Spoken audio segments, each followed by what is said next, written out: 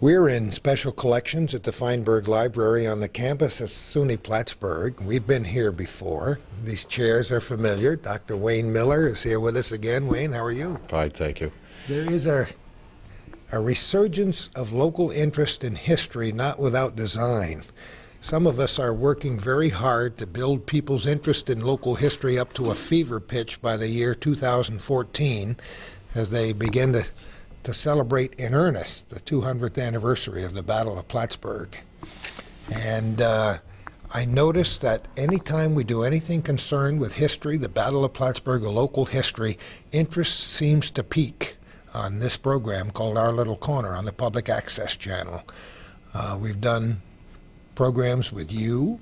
We've done some programs with other historians, local people who like to study history, and we've taken a few trips on Lake Champlain with a good Captain Frank Pabst, who is also interested in history of this area. And that pleases me. I bet it pleases you too. Well, yes, and not only because I think history is important and we need to understand where we came from, but we want to develop the economy of this area. All of us do. We want to see jobs and prosperity and heritage tourism, as it's called, people coming from all around the world to soak up our heritage is an important part of that. But we can't really expect people to come to this area and have a positive experience and give us word of mouth advertising and benefit without appreciating it ourselves. So when I hear about not only your programs and the interest in them, but different activities that are going on that relate to discovering or promoting the history of the area, to me it's a very good sign that we're headed in the right direction. I've said it many times. When my many children were young, we couldn't afford expensive vacations, and so we would walk in the woods, search for ghost towns. See what we could kick up with our feet and our metal detectors and see if we could discover what towns were hither and thither. And it was a lot of fun. And my kids have always had an interest in local history, but I fear that many families don't quite get the need for creating that passion with young people. Some schools are better than others. All schools are now required to teach some local history at a couple of different levels. But I think we're making progress in that respect. But it bothers me that more people don't, for example, use this wonderful resource, special collections, don't visit their local museums in the summertime when they say there's nothing to do. And I would do whatever I can to change that around. Well, when you speak about the public school teaching of local history, until about 25 years ago, it was required 7th grade history, social studies in New York State was a study of the history of the state. And this collection was largely an outgrowth of that kind of coursework. When every education student at the college, every future history teacher had to be prepared to teach New York State history, they took a New York State history course. Those requirements were changed about 20 years ago, and it really, I don't think it varies dependent on the school. I think it varies dependent on the teacher, because the state has also changed the way they prescribe what is taught. There used to be curricula, which were very specific and laid out, and it has been moved to something called frameworks, which are more of an outline that allow the individual teacher more latitude in many ways to fill in the blanks as the teacher decides. So you have individual interests, and some people are more interested in one aspect of local history than another. For some 5th grade teachers, they're teaching all of the courses, and history is not their forte. So you have a great deal of variety of what is done and how it's done. And it's all of them are getting enough to cover the basics. Some of them love it, and it shows. And they're the ones that really spark the interest and go the extra distance to come up with creative lessons and involve the kids in research and to really instill in them more than just a basic knowledge, but a real pride and curiosity. So some of the classrooms are turning out kids that have more of an interest and more of an understanding than you and I got just getting the general New York State history course. And in some ways, who cares that Sherrill is the smallest city in New York State? I remember memorizing that one. Me too. But on the other hand, for this collection, our ready-made audience, if you will, has been dissipated. Now, there are a number of other courses that are taught on campus. Adirondack Geography is being taught right now. Every summer it is. That use the collection heavily. Dr. Pollard and his anthropology classes doing research on Peru iron and steel use the collection heavily, and there are some other courses. But that every history major on campus was going to take a course which really almost obligated them to come and delve into what we have here is no longer. So we have to market ourselves a little more, just as this region has to market itself to not only educate people who live here as to what we have, but to entice people from outside the area to come in and stay in the hotels. Well, it's no small task, and that's why we're here, to learn a little more and to try to spark that passion. Passion is a great word, and I know you have it, and Calvin and I have it for the things we do. We enjoy doing programs about history, and if we get more people to perhaps blossom with that latent passion that they have. Everybody is interested, I think, in archaeology when they hear about some wonderful ancient dig, but they don't realize that we have so much.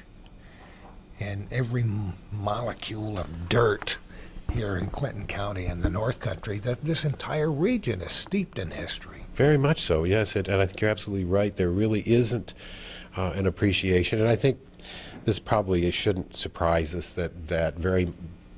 there's an old, actually it's a biblical saying, you're never a hero in your own hometown.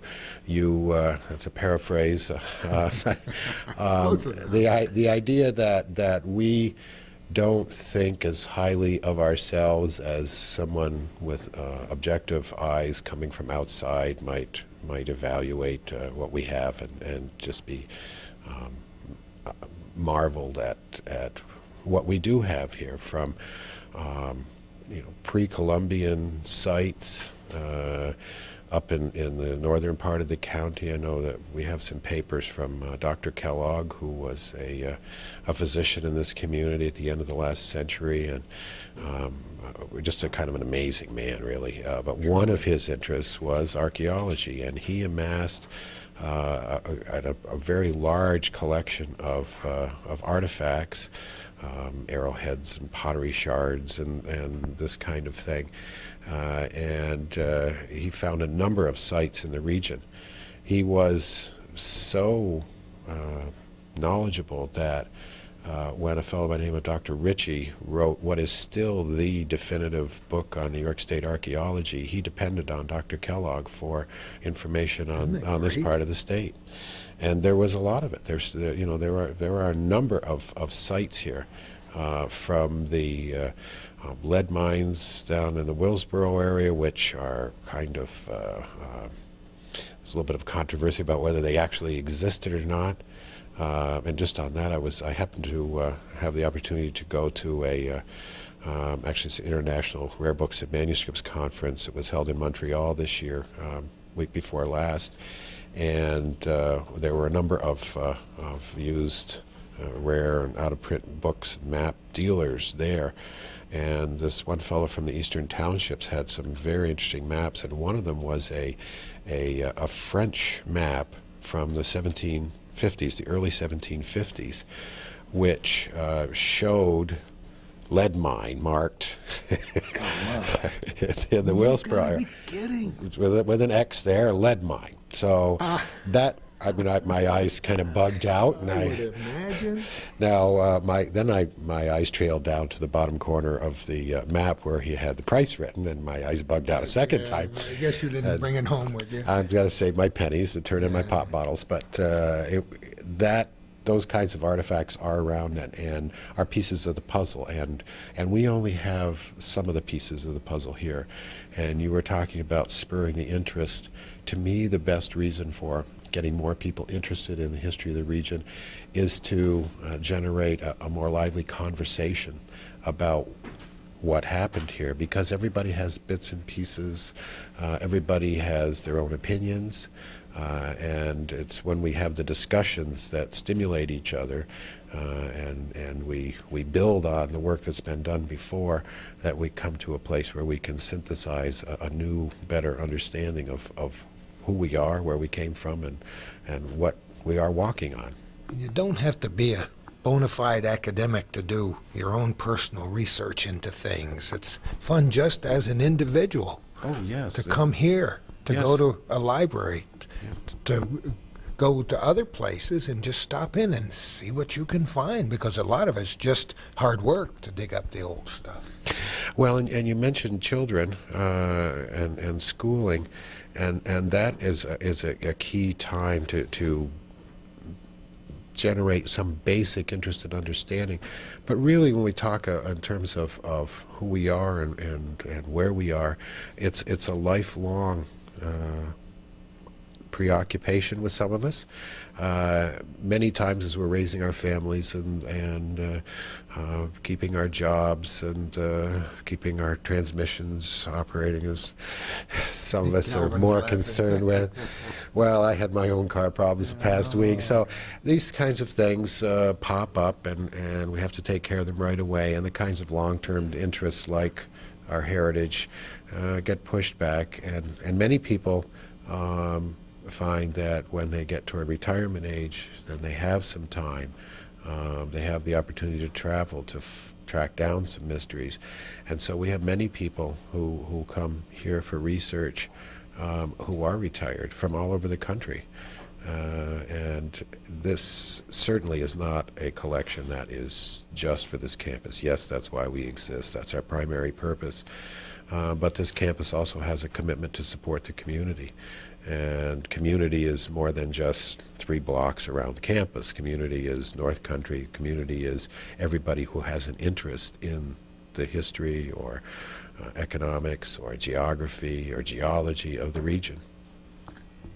It's amazing how we get this prologue going, and we may sometimes Wayne and I just like to talk because we like to inspire people. I think it's very important to pass along our passion for history and get young kids involved and other people who might not otherwise have even thought about it, for all the reasons you've mentioned and more.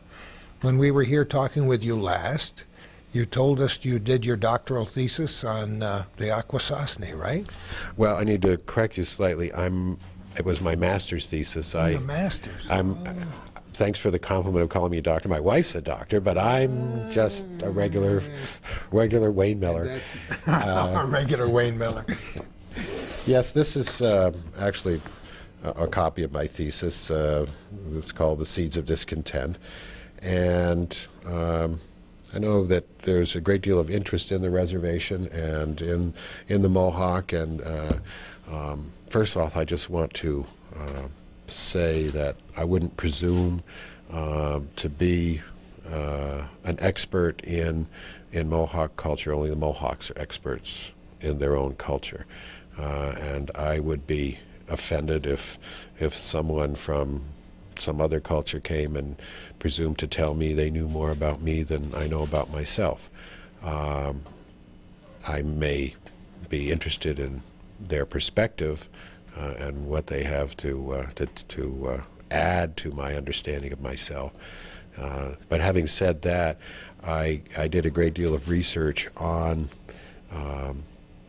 the history of the movement of peoples, the legal entanglements, the treaties, documentation that relate to the community at Akwesasne and how it got there, and what was done to it, and how they were involved, the people that lived there, the community was involved in what was going on around the region and around the world.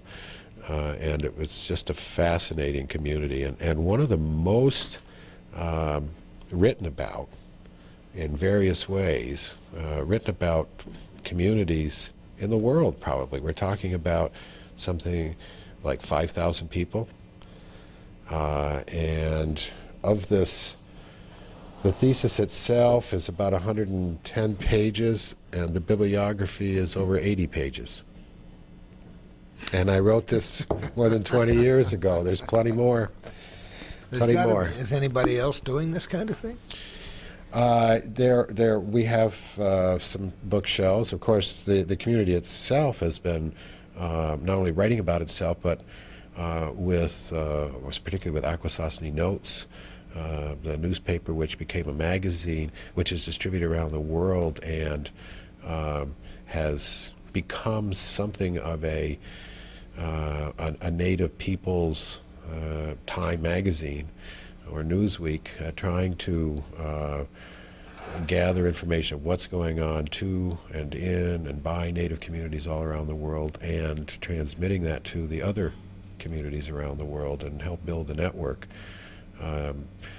Akwesasne has become very much a crossroads.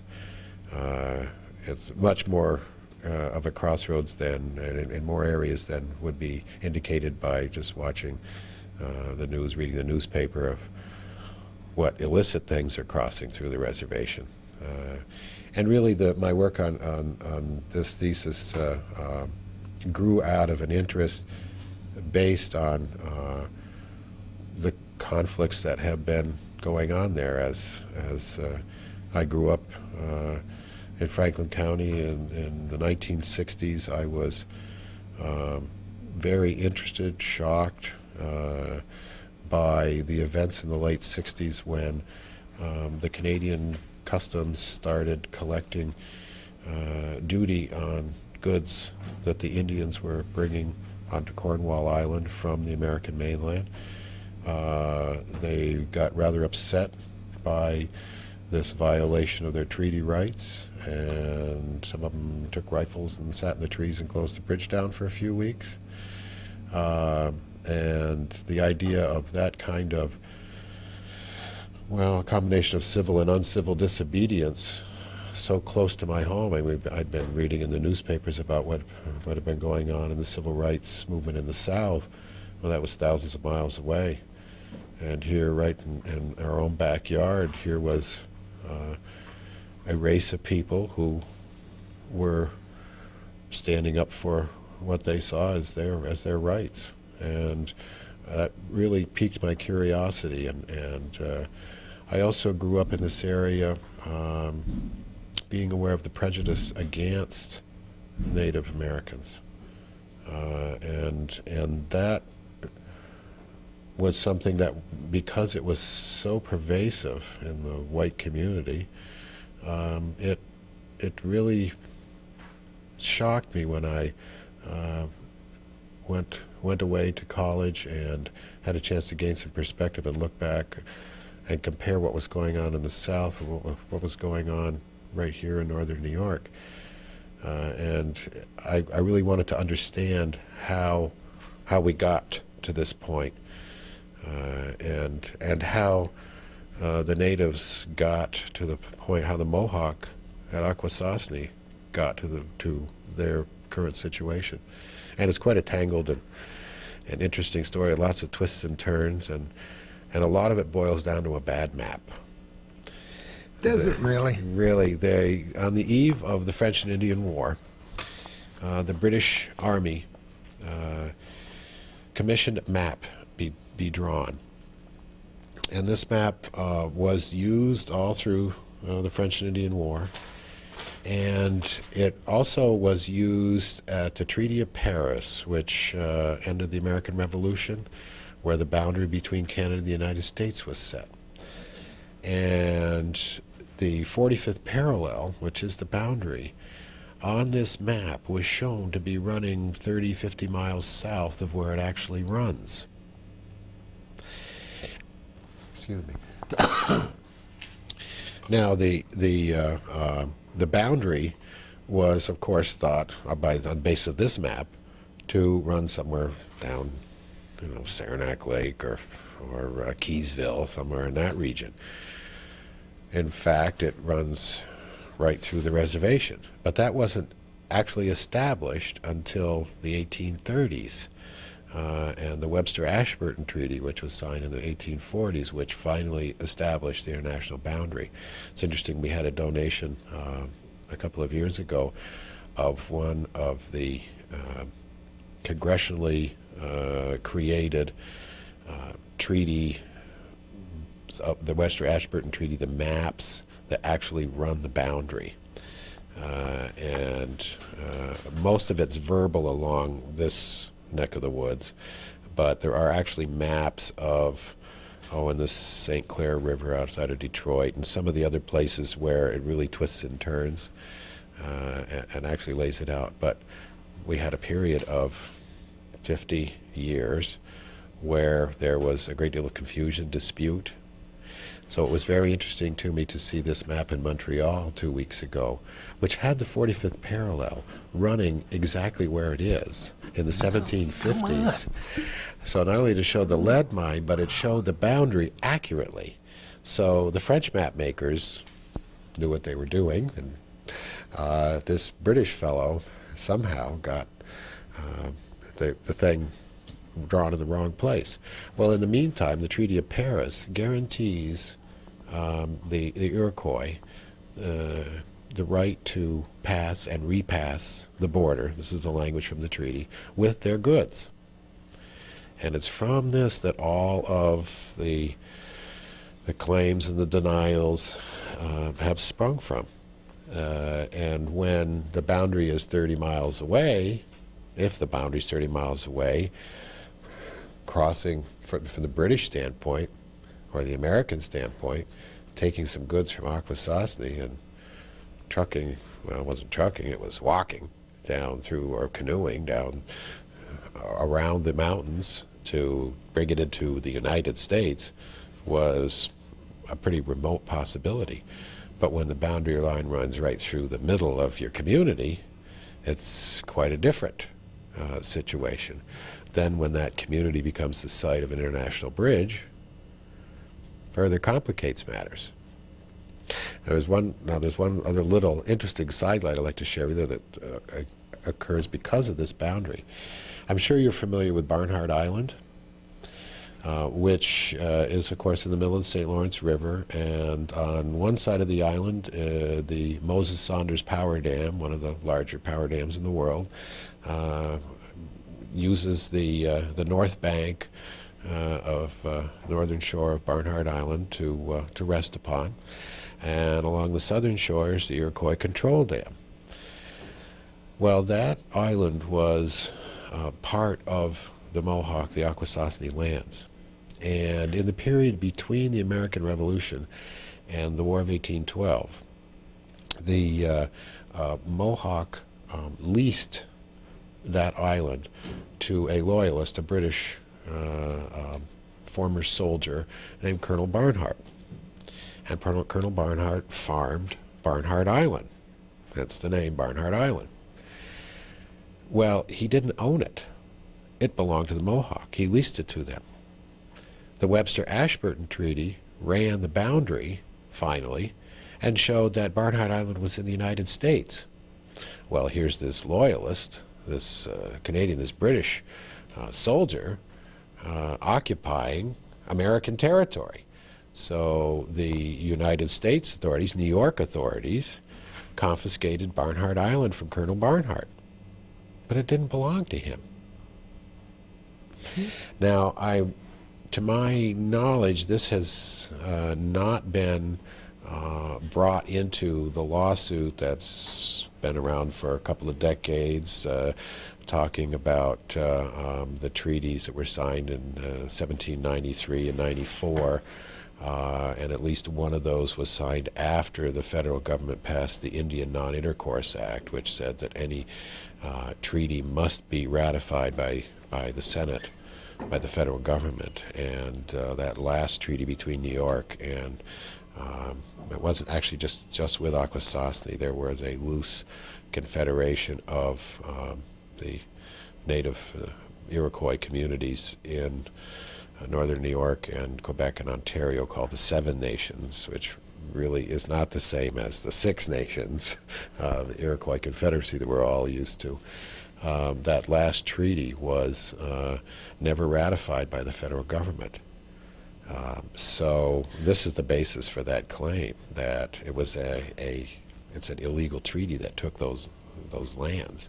Now you've got people living there, and they've got homes and businesses, and it's a very sticky situation. But there's a basis to the claim. So there are those who say that was 200 years ago. Don't invest the sins of my great-great-great-great-grandfather on me. On the other hand, if your great-great-grandfather had something stolen from him, most of us would be of a mind to try and reclaim it. And so that's the rub that we find ourselves in now. Okay. Goodness knows how it's ever going to end, if it will. Well, I hope that some kind of a solution such as that was arrived at with Ganianka, that there are some lands, something that can replace or come close to replacing what was lost without disrupting a lot of other people's lives. I know they're negotiating right now with the Oneida.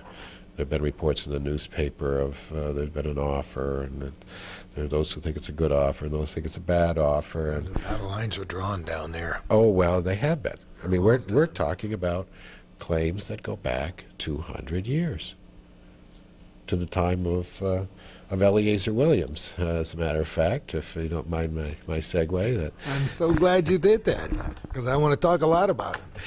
well, as we mentioned last time we talked, this was a fellow that just popped up on the scene in Akwesasne around 1800, and claimed for his whole life to be the heir to the French throne, the lost Dauphin.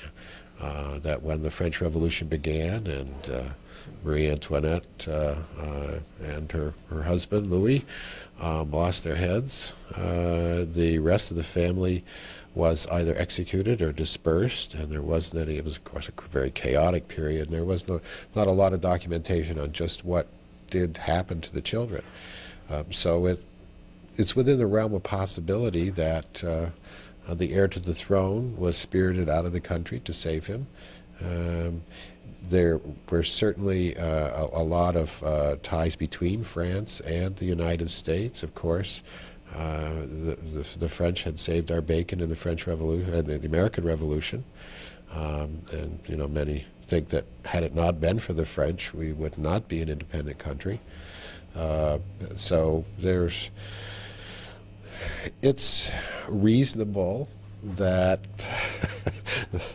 he might have made his way to this country. Now, having said that, there isn't a shred of evidence that he actually. It's a great story. It's a great story.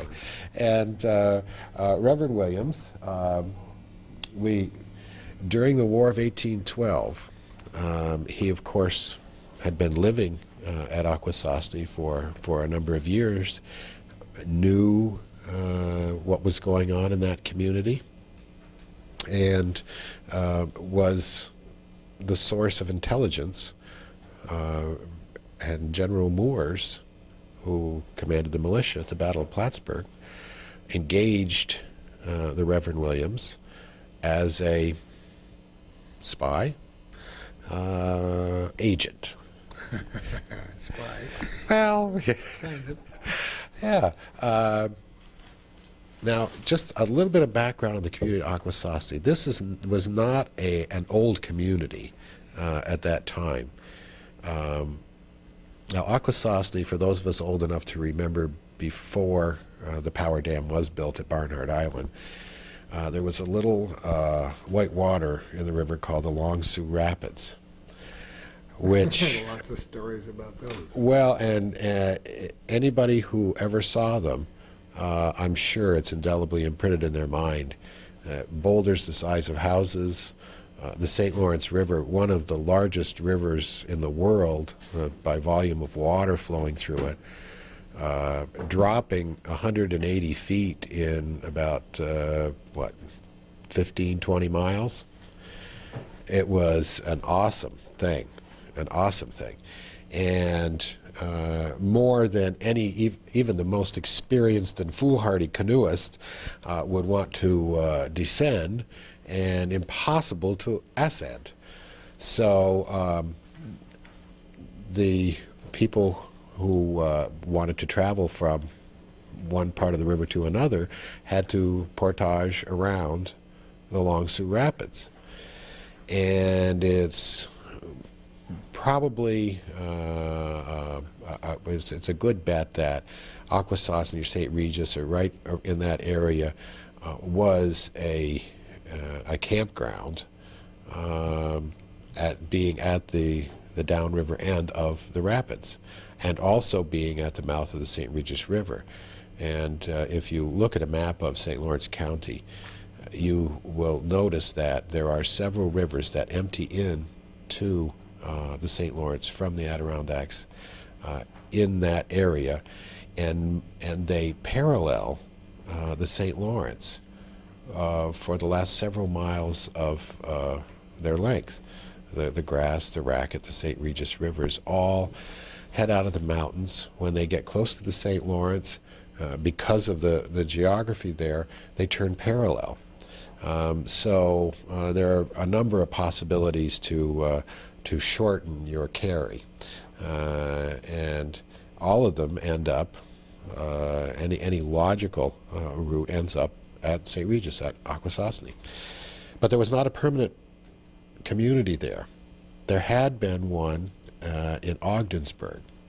The Sulpicians had established a mission there in the late 1600s, early 1700s, sometimes called La Galette, meaning the cake, and also called, there was a fort there, Fort La Présentation. Mm-hmm. And it at times became a very large community that in the 1750s, just before the French and Indian War, I've seen estimates that there were in excess of 10,000 people camped there, living there, around the mission.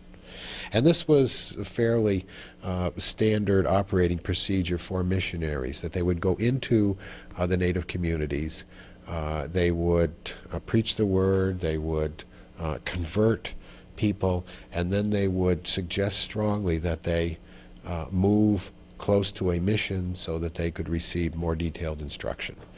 And it was not only, the idea was not only to give them education in the religion and schooling subjects, but it was also to help move them out of their pagan environment, their old ways, so that the new ways could be cemented in place. And so there was a very large community at Ogdensburg. Then came a smallpox epidemic. A large number of those people died. The mission withered away, and of course, being on the frontier, on the boundary between French Canada and British North America, it was in a war zone for the French and Indian War. So that community essentially disappeared. The war ended. We over the same period of time as the Mohawk, who originally lived west of Albany, in an area around Auriesville, sometimes called the Mohawk Castle. And there was, in fact, a fortified city, village there. Many of them were converted. The Jesuits started in the 1600s, in the early 1600s, and there were a number of martyrs. And slowly, some of the Mohawk were impressed enough with the commitment, the bravery, the intellect of the Jesuits to become converts to Catholicism. And they were convinced, many of them, to move to the area around Montreal, to Caughnawaga or Kahnawake, Oka, and right downtown, what's downtown Montreal now. Because, of course, the city was much smaller then. We all know where the old town is in Montreal, and that was the city then. So you just go up on the slopes of Mount Royal, where there are still some monasteries and convents and religious buildings. And that area had many native villages, and not just Iroquois, Mohawk, various Algonquian and Montagnais, and tribes from northern Quebec and into Ontario, where people had been converted, and they would move and they would set up kind of shadow villages or parallel villages of people from their tribe. Well, by the end of the French and Indian War, the Montreal was even then was a good party town. And the population was large. Anytime you have a large population, witness Europe during the plague, there's a great deal of risk from disease. Sanitation becomes a problem. Feeding all of those people becomes a problem, especially when you're talking about people who are used to hunting, gathering, farming, of their own food, and here you put them into essentially an urban situation. So in 1764, 1765, at the end of the French and Indian War, a Father Gordon convinced or led a group of Mohawk upriver to Akwesasne and founded the mission of St. Francis Regis. And that is the beginning of a permanent village there. So now we skip ahead 30, 40 years. One other interesting little thing happened to that village. There were a number of Abnaki in Vermont who were burned out. There was an Abnaki community that was burned in the 1790s. And Father Gordon convinced the Mohawk at Akwesasne that it was a Christian thing to do, to accept these refugees who were now homeless into their community.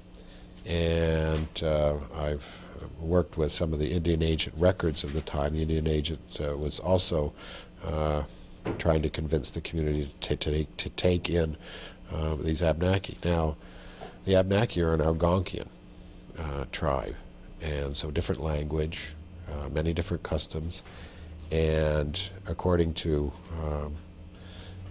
some historians, the Iroquois probably were subjugated by the Algonquians before they emerged as an independent group. So I relate this to show that there were a good amount of at least suspicion, if not hatred, between the Mohawk and the Abnaki. And one of the things that was expressed by the Mohawk at the time was, well, we take them in, when are they going to leave? Will they leave? And that turned out to be a well-founded fear, because those people stayed and became a part of the community, intermarried, and never did return. Of course, Vermont was being settled by whites at that time too, so you had displacement in not that unusual a way. If you look around the country, this kind of thing happened a number of times. So in the 1790s, you had a community that was 30 years old, was just in the process of accepting a whole bunch of other people. And this fellow, this white fellow, who could speak French, shows up. And so he probably didn't seem that out of place, because this was a very dynamic community, a very young community. It was also a community that in the 1790s was signing treaties with the New York State government. Now remember, the Mohawk originally came, their home is down in the Mohawk Valley. But by the 1790s, they'd been pretty well dispersed. They'd have been missionized, or they had been loyal to the British and the American Revolution and moved to Ontario, or they had just moved off on their own in search of a place where they could feed and clothe and shelter themselves. So these were Mohawk tribal lands all through the Adirondacks. The New York State government wanted to extinguish that claim.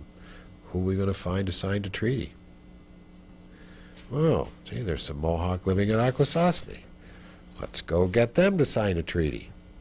I mean, this is essentially the atmosphere in which this was occurring. So you had a great deal of change in that community. So here comes Reverend Williams. And by the War of 1812, he was one of the old-timers in the community, in this very new community. So when General Moores, who was responsible for protecting this area and was the commander of the militia, was trying to figure out what was coming down the road next. Now remember, before the Battle of Plattsburgh was the second big military action to occur here. The first was a thing called Murray's Raid, when a British colonel came down the lake with a bunch of soldiers,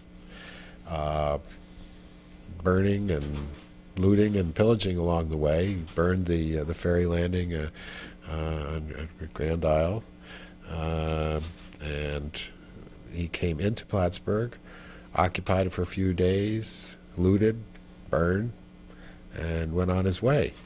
Now this was and essentially was met with very little resistance. So this, of course, alarmed the populace and demonstrated to the American government that they really needed to deal with the northern frontier. That the British plan in the Revolution to divide the colonies by invading it from the north, that was thwarted, first slowed down by Benedict Arnold at the Battle of Valcourt, and then stopped the next year at Saratoga, the turning point of the Revolution. The plan was still there in the British minds, to divide and conquer the American colonies, the United States. So the American government finally started sending some troops up here and supporting the development of the organization of the militia, providing materials and things. And General Moores, as the commander of the militia, knew that the Mohawk at Akwesasne represented a sizable fighting force, potential army. And of course the Mohawk had a great reputation for being fierce fighters, excellent the term wasn't used in those days, but guerrilla fighters. Sure. So this was a strategic imperative to understand who they were going to side with. Would they go with the French? Would they go with the British? Would they go with the Americans? So Reverend Williams, being right there in their midst, and also needing to feed himself, became an agent, a paid agent of General Moore's. And so we pulled out a few pieces of manuscript. And this is one from the 27th of April, 1813. It's signed by Eleazar Williams. And this is just a quick note. Now between us here, we can maybe figure out the manuscript. It takes a little doing, but this is $10. That's and $15 that was spent by Eleazar, for which I am to take them from Moore's, or also from Valcourt, I'm not sure, for Colonel Louis somebody, and this is why we hang on with for research. Difficult to read, but And this is where some of the opinions come in. it's very clear. The signature is very clear very clear. on the bottom, if you can catch And that one. and right next to it here we have received from Benjamin Moore's at different times $100, and that's signed by Eleazar Williams too. So I mean, this is proof that he was on the payroll. Now we have some other letters here. One of them is a report that he wrote back that complains about how crummy the road was between Plattsburgh and Chateauguay. That he'd be glad to get home because the accommodations weren't all that good in Chateauguay, but they did have a good meal. Does that predate the turnpike? Yes, because see the the turnpike was there, but of course road construction methods being what they were, it wasn't as smooth as it is these days, and when we watch the Western movies and we see the stagecoach sitting on springs, that was a much later development. The wagons in those days had little or no springs. You felt every bump, felt every pebble, and 10 miles, 15, 20 miles was a good distance to travel in a day, even in good weather. Well, I think it's interesting for, where Robinson's Tavern is out on the turnpike, and it's just about 15 miles out, which is a day's travel. So that was a stopping over point for the stagecoaches coming out of Peru or Plattsburgh on the turnpike. And you would find in those days, about a day's travel apart, you would find a hotel, an inn, and that was their business, was the carriage trade. So that it was not an easy trip, and we're talking about through the woods, so mosquitoes and in the summertime, and no heaters in the wintertime. So it was rough travel. This is April that he was traveling here at one point, and we all know what mud season's like. Oh, yeah. So this does not bode well for the traveler.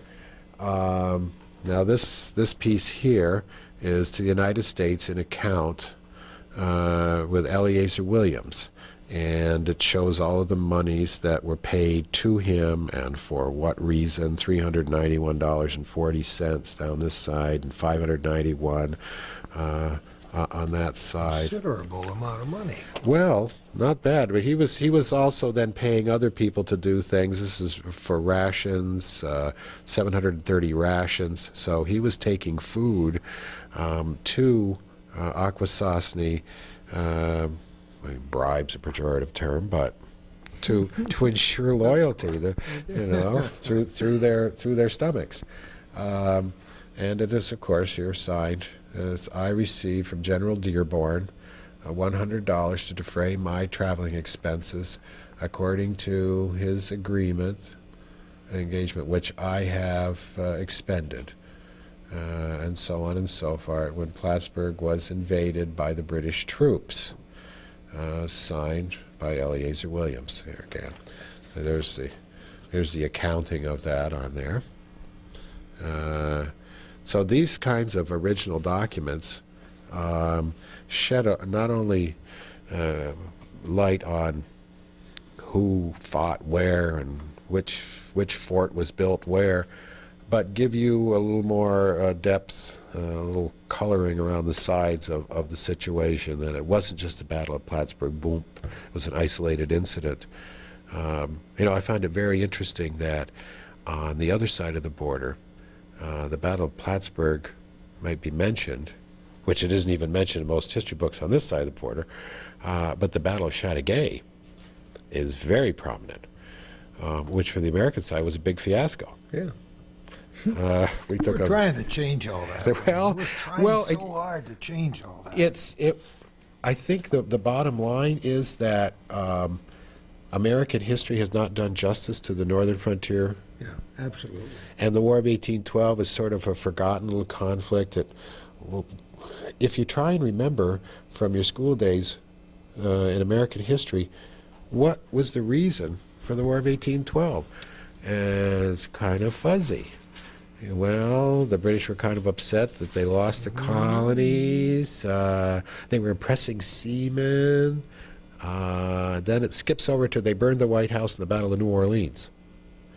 And what happened in this part of the country, and this was key.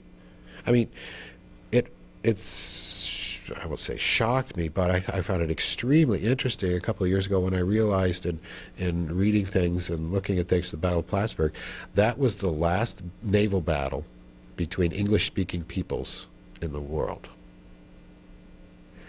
That by itself makes this a key event. We're talking 1812, we're talking frontier of North America, we're talking a British invasion force of, what, 15,000? That's a pretty major operation. Murray's Raid was kind of a small deal, but they penetrated, what, 30 miles into American territory, destroyed key transportation links, commercial establishments. We invaded Canada with a fairly sizable force. We're on our way to try and take Montreal, part of a two-pronged attack on Montreal. I mean, these were, we're talking 1813. We're not talking, 20th century where divisions are airlifted into some remote part of the world on a day or three's notice. We're talking about somewhere it took months to get those people here. Just provisioning, sheltering them was a major affair. I know I was reading, there was an officer in the American Army named Izard or Izard, I'm not quite sure of the pronunciation. And we have some of his letters where he's talking about after the fiasco at the Battle of Chateauguay and the American retreat back to the Plattsburgh area, most of the officers went home for the winter. The enlisted men stayed, and this fellow Izard, General Izard, was seemingly the only officer. According to his letter, at one point he said, "I'm the only officer left here." It's amazing. Well, the officer's rank has his privilege. Yeah. I'm going where it's warm and dry, and that's what they did. There's one You were just talking about 1813. This letter by Williams was written, I believe, on the 5th of September, 1813. And this one paragraph I was reading as you were speaking, and he says he cannot furnish a particular statement of the different items on account of having lost part of my papers when Plattsburgh was invaded by the British troops. Yep. Is that neat? Sounds like a good cover story to me, yeah. This guy, this guy had a multifaceted personality, and he played both sides against the middle. Well, yes, exactly. And so it's things like that on the one hand which lend credence to his story, that, to know how to play both sides against the middle, to be educated and articulate, was somewhat unusual. On the other hand, for someone who's able to play both sides against the middle, coming up with a claim to fame like I'm the heir to the French throne, really does nothing to clear it up, just makes it more of a puzzle. What have they done with that house? How that they've resited and changed that house so it's not even recognizable. Well, I saw it first in the 1940s, and it always fascinated me just because of the way it was built and the way it looked, and it looked ancient then. There you have now here is what a it looked picture like. of the cottage. This picture is probably about 40 years old, but it's not dated. But it was. But that's the way it looked when I first saw it, essentially, right, in but the it was 40s and early 50s. The picture itself was taken by Glyn Cole, so that says it probably was in the area of the 50s or 60s. And we also, I have a... But why would anybody be allowed to put siding on it and change it so drastically and lose everything that looks historical about it? I cannot believe it. I drove by and almost drove into the ditch when I saw what they were doing with that thing. Well, on the one hand, it might have just fallen into dust if they hadn't done something. On the other hand, it is a very historic place. And again, it's one of I think it's one of those cases where we don't always appreciate what is right around us. No, it's true. I know of an 1804 house in my community that somebody purchased, and I prayed that they would maintain at least some of the historical integrity. The first thing happened, there was the front wall was taken out and a giant picture window installed. So that was the end of it for me. You don't think picture windows are part of the 1804 style? Lord. Never mind. Where are we now? Well, we're up to War of 1812, and Eleazar has been serving as an agent. Now, after the war is over, we go a few years in, and we have here a transcript of a fellow by the name of Mr. Newhouse, who's relating kind of his life story. And this was a history taken in the 1850s, I believe. And he's talking about his life at the Oneida Castle. That is the main Oneida community in Oneida County. Mr. Newhouse, though much younger than Eleazar Williams, knew him very well. Mr. Williams perhaps lived nearby Mr. Newhouse, but he also lived for a time in the old Chief Shenandoah house in the butternut orchard about a half-mile east of the turnpike from Mr. Newhouse. Now, this is down in Oneida. There is a large granite boulder placed by the Shenandoah chapter DAR not far from the site of the old home, with an inscription quoted here in part. This marks the site of the last home of Shenandoah, chief of the Oneidas, the white man's friend, where he died in 1816 at age 110. Unbelievable. So Mr. Reverend Williams moves from Akwesasne down to Oneida. And, excuse me just a second, I have to grab. Yeah, take your time.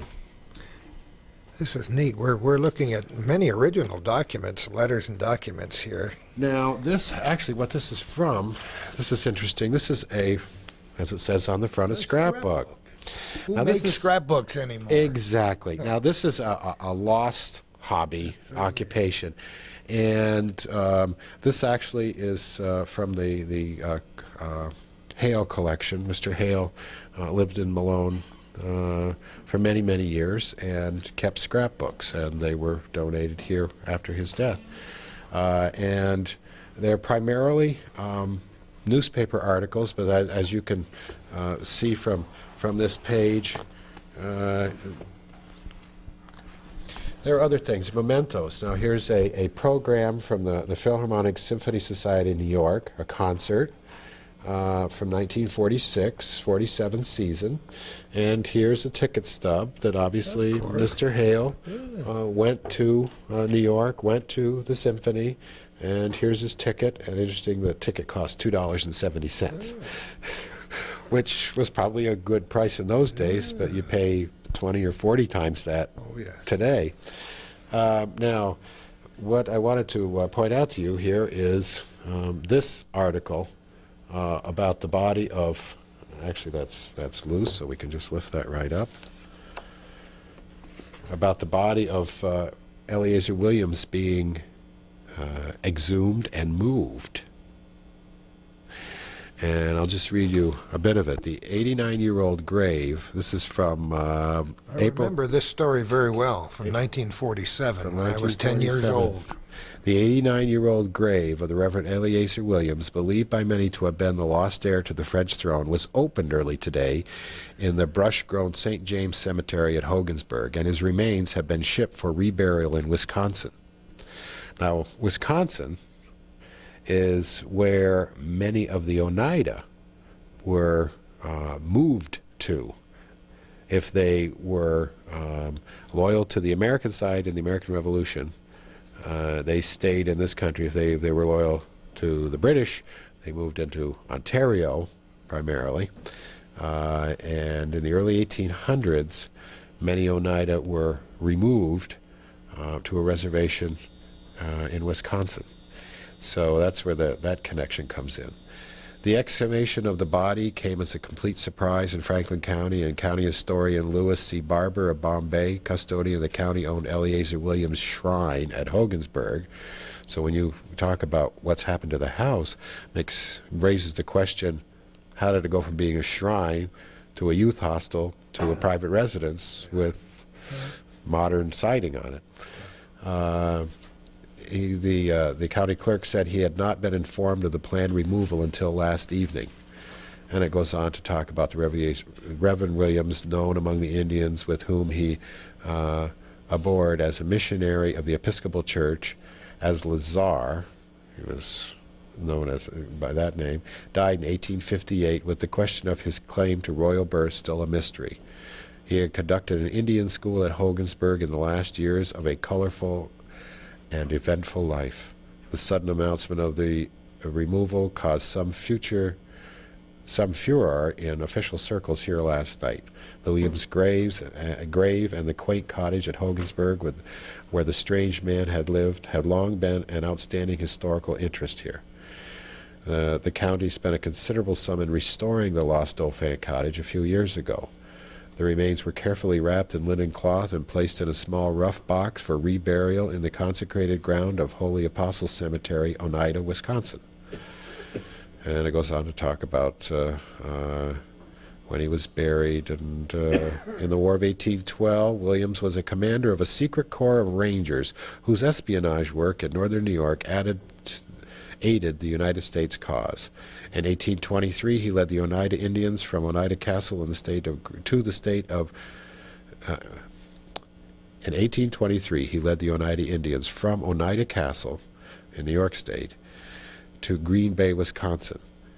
He was admitted to deacon's orders in the Episcopal Church at Oneida Castle in 1826. Amazing story. As I said, when they said Fuhrer, they mean Fuhrer. I was 10 years old, and that's a very poignant memory of mine when I lived in that area, because my father had, as you know, had had the Protestant mission there in Hogansburg at the time. I think it's also interesting that that story is adjacent to another classic from the annals of the Malone Evening Telegram. The headline reads, "Record-size egg laid by hen on North Bangor farm." Down at Chapin's, that's right. Don't you love it? Okay, next. Next, we have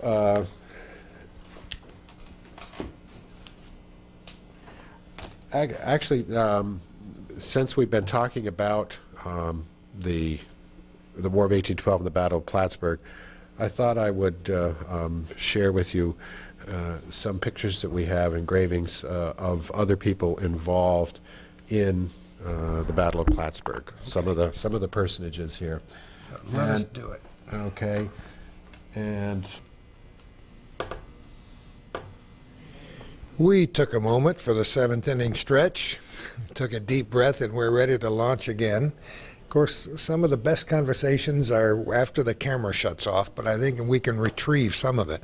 Where were we now? Battle of Plattsburgh. Battle of Plattsburgh, some of the important personages who were involved in the Battle of Plattsburgh. We start off, of course, with... little bit. Glare. Oh, we got a little glare.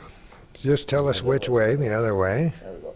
Is that better? Yep. All right, go. Okay, then, Gordy, you're going to have to help me here, but Okay. I think I have three different images of Commodore McDonough. Okay. The first is actually from a newspaper. The 18. well, it's an 1890 newspaper, 1889 newspaper. Okay. The next, That's a nice one. yes, I like this one. This is a nice engraving of him from the period. And this is an often seen image. I think they use this one in various textbooks and things. So we have those three images of him. Then we have General Moores, right? Yep. Of course, we've been talking about him as the commander of the militia and the employer of Eleazar Williams.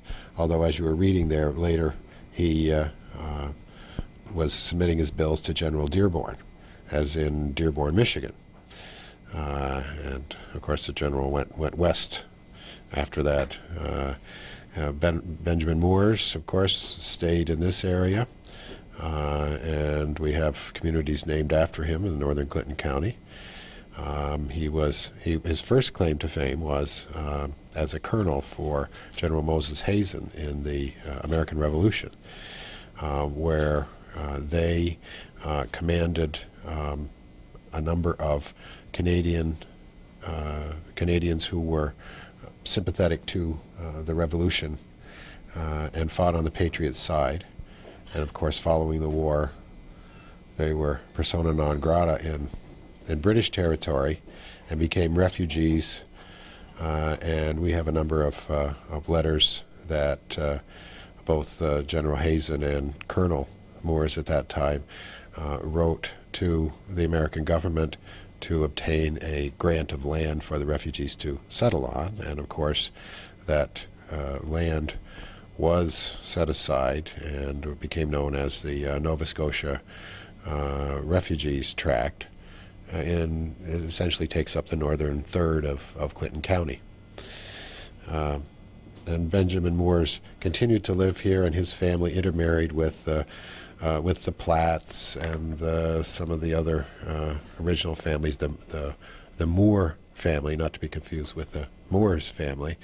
And he had something like 10 or 12 children who all married well, and many of their descendants still live in the area.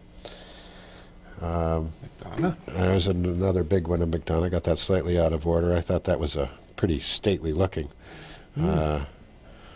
portrait. It gives a little majesty to the proceeding. Macomb. Now we're down to Macomb. General Macomb was the commander of the regular forces, and of course Moore would have been directed by Macomb. Macomb went on to have quite a distinguished career. up through the Civil War. And there's a large statue of him in downtown Troy. And I think this is another one of Macomb. Yes, this is another one of General Macomb. Again, in that kind of classic early 19th century repose. Done on the phone. This is Macomb. Yeah, that's Macomb again. Now, I threw in a couple of other oddballs here, just because many people don't realize, again, the heritage of this area. Here on campus, we have one of the buildings is called Beaumont Hall, and it's named after a physician who practiced in this community in the first half of the 1800s, and most people in this area don't realize, unless they pick up a history of medicine or some kind of comprehensive medical text, that this is a real local claim to fame. This, as the story goes, Dr. Beaumont was practicing in Plattsburgh when a French-Canadian patient came in who had sustained an injury to his abdomen, such that there was a flap of skin that was opened up, and when you pulled the skin back, you could observe the internal organs. The organs at work. The stomach digesting and so on. And by observing that, Beaumont was, I don't know if the first to explain, but certainly the most accurate observation and explanation of how the digestive process works. And if you pick up a history of medicine textbook, you will see Dr. William Beaumont called the father of internal medicine. And that all happened right here in Plattsburgh. And we have a Beaumont Health Center located on the Bear Swamp Road, and a plaque on the building in downtown Plattsburgh around the corner from Margaret Street on Bridge. I imagine that plaque is still on the building. That denotes the impact of the man on the area. He was quite a guy.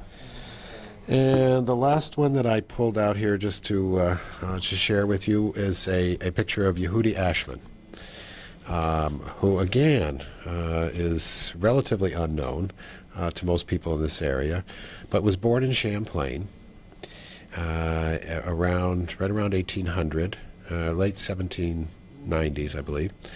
Educated at Middlebury College, and went on to found the country of Liberia, and he was, of course, instrumental in the relocation of many American blacks to Africa, the resettlement in Liberia. And almost an unknown figure in this country.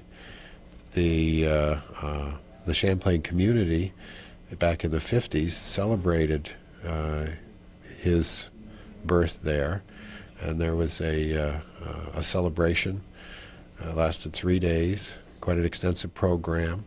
The ambassador from Liberia attended, and we have a number of photographs as part of the McClellan collection. The McClellans were very prominent in organizing the event. But here's from right here, right here in the North Country. Here's somebody who was a player on the world stage, and that's the last photograph I was going to share with you. All right. But I wanted to just kind of tie it back in historical events on the Akwesasne Reserve. Right. Okay. And as we saw, Eliezer finished his life back on the reserve and became involved in education and religious work. And things were relatively quiet in Akwesasne until the 1880s, when the civil authorities, the American government and the Canadian government, began to assert their authority over a group of people who still considered themselves, and to this day consider themselves, a sovereign nation. A dependent but sovereign nation. And there was some civil unrest in the 1880s that led to the arrest of some Mohawk being thrown in a jail that had been created in St. Regis. There was a good deal of dissatisfaction that people were being jailed, which led to even more civil disobedience, and there was at least one death that resulted in the 1880s. And this kind of underscored that not far below the surface conflict with between the two cultures has always been there and bubbles up from time to time. Now, the 1880s are also important because that's the period when the American government, and indeed most Western governments, began erecting tariff barriers, charging duties, causing inspections to be made, and as one company put up tariff barriers to protect its own industry, and then its competitors, other countries, would retaliate, would protect themselves, and very quickly during this period, which of course was as industry was really hitting its stride after the Civil War, and tremendous growth in America and in Canada, these tariffs became they were barriers. They erected a wall between Canada and the United States. For the economy of the North Country as a whole, this meant that our natural markets in Montreal and our natural transportation route down the St. Lawrence River became cut off. And if you follow the population and economic development of this area, it peaks in the 1890s and starts to decline after 1900.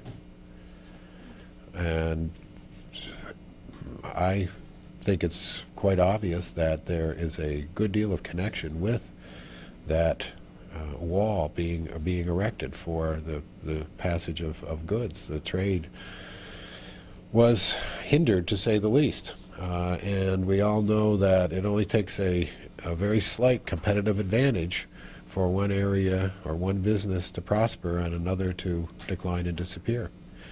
And so we start seeing many things disappearing, including people moving on from this area from the 1890s on. On the reservation, it didn't have an immediate impact because, as I mentioned before, the Treaty of Paris in the 1780s had given the Iroquois the right, had affirmed the right to carry their goods across the border without interference.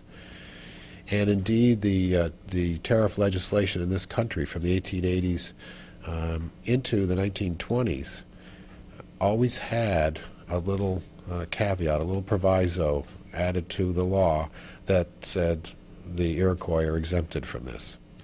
Well, in the 1920s, somehow I did a good deal of research and was not able to find any evidence that it was a conscious decision. It just seems to have been an oversight that one of the times when the legislation was renewed, that phrase was excluded, just edited out. And about 10 years later, in the 1930s, the U.S. Customs Service took that to mean the Iroquois no longer had the right to cross the border. Now, in the break we were talking, I asked you whether you knew Annie Garrow, who wove sweet grass baskets down on St. Regis Point and brought them up to Route 37 to sell, and you remembered it was at Lazore's store. One day in the 1930s, the customs officer stopped and charged her duty. And she didn't think that was right. So the case went to court, but it was because it was tax law, because it was customs, it stayed in the U.S. tax court.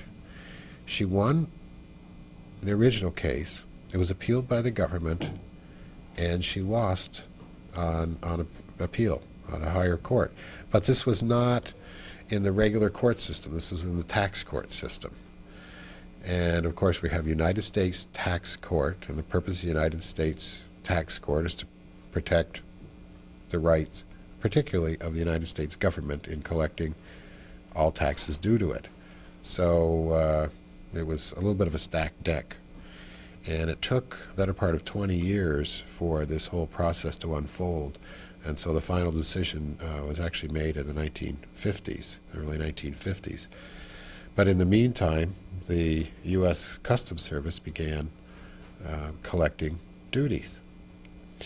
Now, fast forward to the 1960s, and the Canadian government said, why aren't we collecting duties? The Americans are collecting duties. And the Canadians reasoned that they hadn't signed any treaty with the Iroquois promising free passage. And in fact, Canada was the successor to the British government.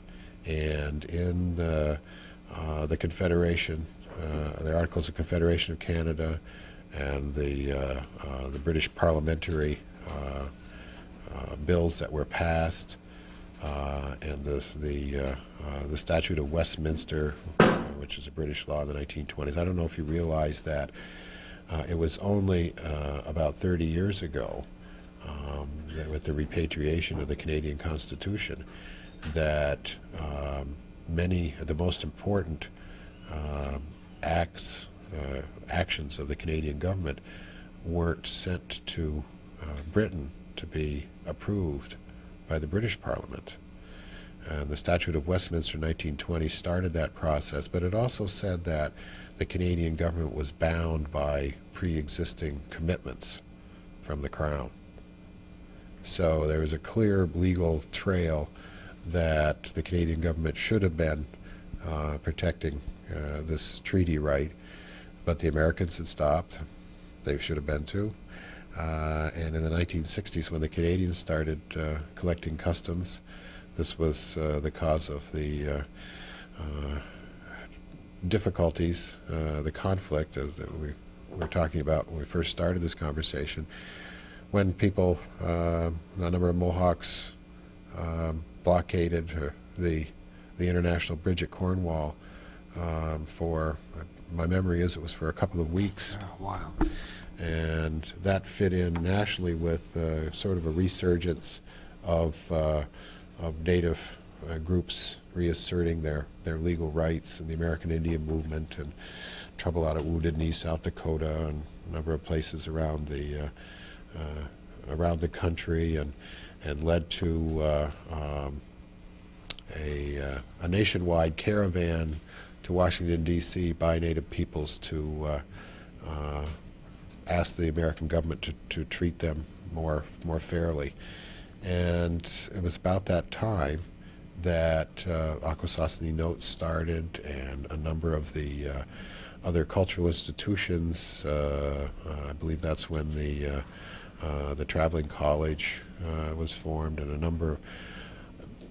number of things came together at Akwesasne that really started a rebirth there, particularly economic activity.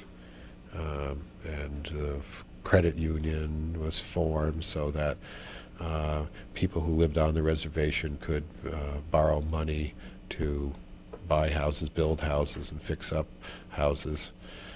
Because I'm sure you'll remember that housing stocks, housing conditions prior to the 1960s on the reservation were dangerous oftentimes, because only Mohawk, only tribal members, enrolled members, could own land on the reservation.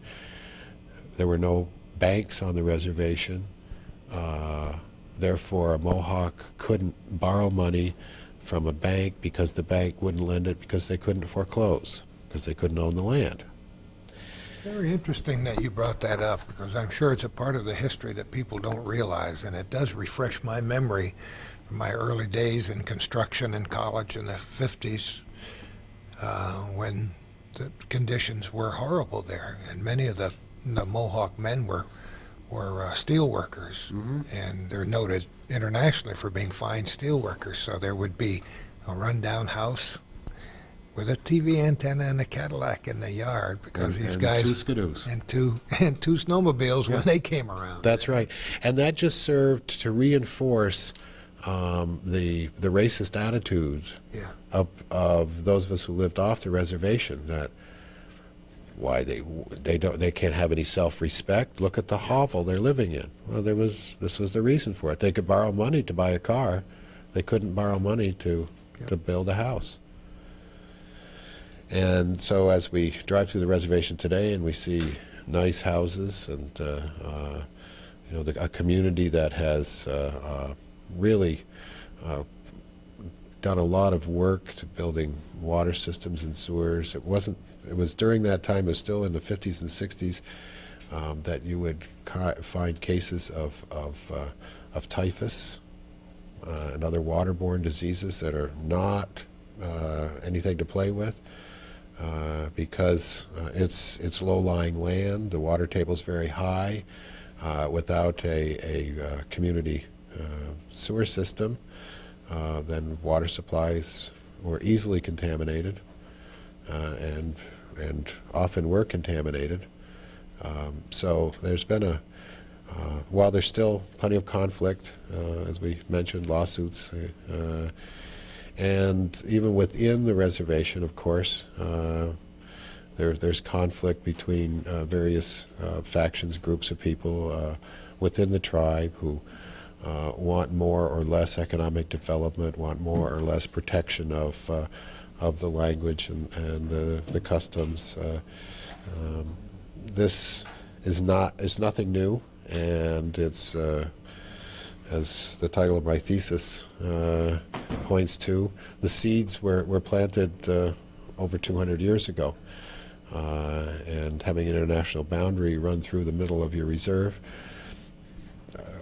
while it may provide some opportunities for trade of one kind or another, it also adds to the conflict that gets generated, the friction between those who are living on Cornwall Island, who may have access to one set of services from the Canadian government, those who live on the American side, who have access to American-funded services, those who say, we're members of the tribe, we have access to both, and that works on some levels, and the public library at Akwesasne, for example, is one beneficiary of serving an international population that both the American side, New York State, and the Canadian side provide some support for that library, and they have along with having an excellent staff there, that means that one of the better public libraries in the area is the one at Akwesasne. It's still an unfolding picture and a story of history that'll be written long after you and I are gone.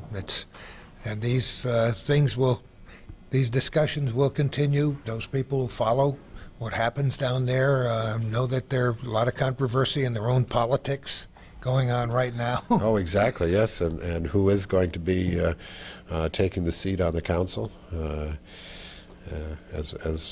As we speak this week, there have been a number of stories in the paper, and how it will be resolved is still an open question, and whether the Constitution will be replaced or upheld or modified, and I can't help but think that these 200 years of boundary problems, and we didn't even touch on religious aspects and various missionary groups, and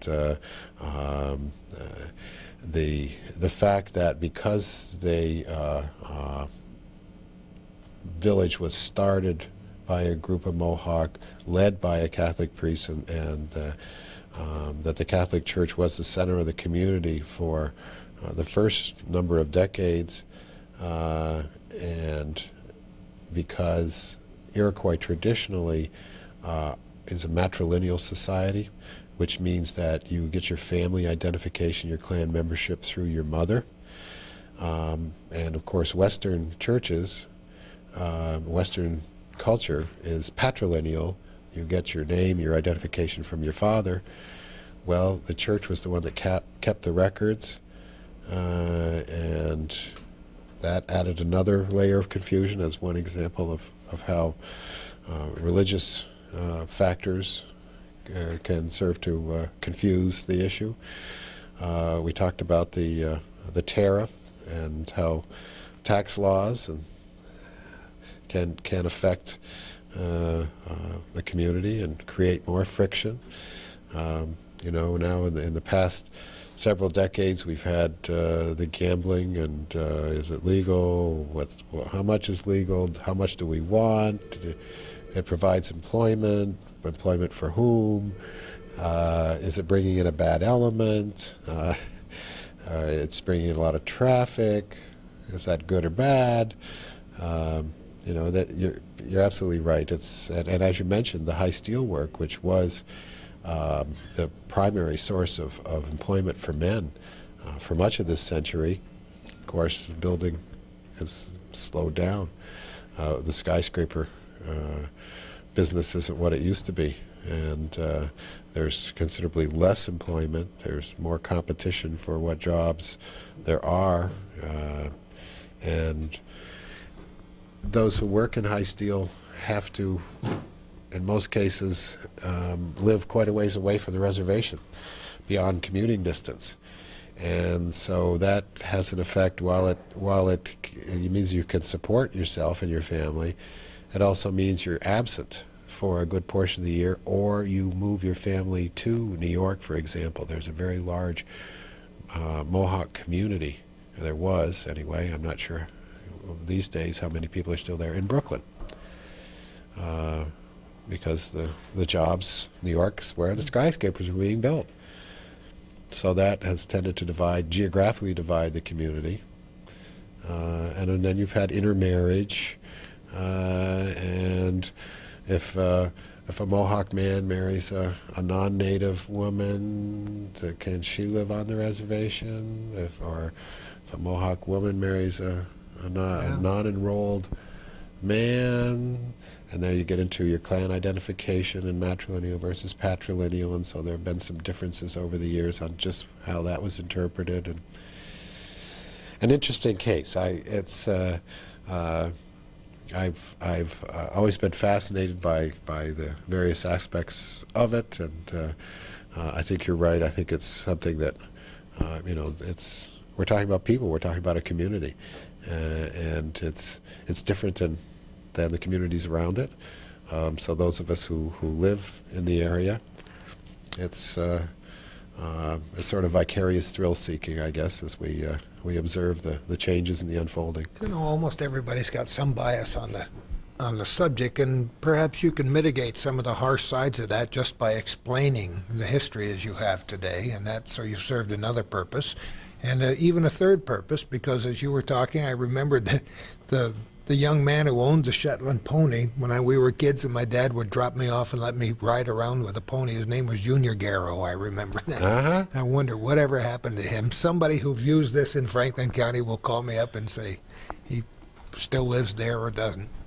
But, great memories for me, because I had a direct and obvious connection with that community for some years, as my dad had the mission there. Yeah, well, that's it. There has been, they don't live in isolation. They are part of the region. I mean, they were the first part of the region. We moved in, and they have accepted us, first by giving us land, and over the last 2 centuries by just participating in life with us.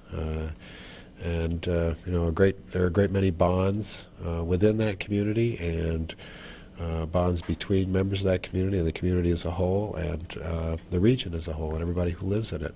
So, as I talk about it as a separate place, it really isn't a separate place. And it's that concept of separation, I think, is where difference, that's where the friction comes from. And if I was listening this morning on the Today Show. They had Mr. McNamara, who was Secretary of Defense during the Vietnam War, who has just come out with a new book which says that the conflict was based on misunderstanding, that America thought Vietnam was a staging ground for the Soviet plans to dominate Southeast Asia, and the Vietnamese thought America wanted to take over Vietnam. And neither of those things were true, and that was the basis for the conflict. And that had we had better diplomacy, had we had conversations to explore the issues and clear up the misunderstandings, that tragedy may never have occurred. I think the same may be said for Akwesasne, too. Hindsight, 2020, right? Well, that's the historian's business. We get to come around and with the benefit of time and distance, and point out maybe things weren't just the way people thought they were at the time. Yeah. Wayne, you've given us again. Filled in a lot of the gaps in our own knowledge about history. Are they trying to tell us we're finished for the day? Is that the lunch bell? Yes. Whatever it is, thanks again for having us here. Thank you, Roddy. Wayne Miller at the Special Collections at the Feinberg Library on the SUNY Plattsburgh campus. And who knows where we're going to be next time, maybe on the lawn for a fire drill for our little corner.